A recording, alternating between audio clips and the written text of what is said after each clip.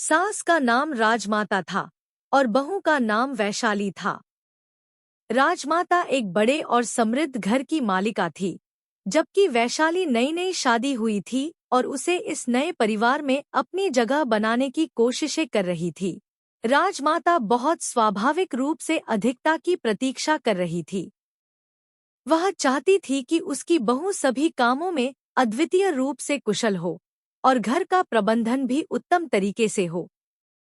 वैशाली भी खुश थी कि वह अपनी सास के आदेशों को पूरा करने की कोशिश कर रही थी, लेकिन कई बार उनके बीच में विचारधारा का अंतर समझने में कठिनाई होती थी।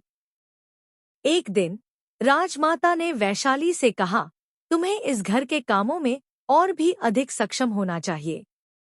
वैशाली ने समझा कि राजमाता चाहती है कि वह और अधिक मेहनत करे और उसने अपना आत्मविश्वास बढ़ाने के लिए इसे स्वीकार किया। लेकिन समय के साथ राजमाता और वैशाली के बीच की दूरी कम होती गई। वैशाली ने अपनी सास को अपनी सोच को समझने के लिए प्रयास किया और राजमाता भी उसके प्रयासों की सराहना की। धीरे धीरे राजमाता और वैशाली के बीच की दूरी कम हो गई और उनकी संबंध और मजबूत हो गई। वे मिलकर अपने परिवार को संभालने में सहायक हो गई और उनके बीच की नई समझ और समर्थन के जरिए वे संघर्षों को पार करने लगे।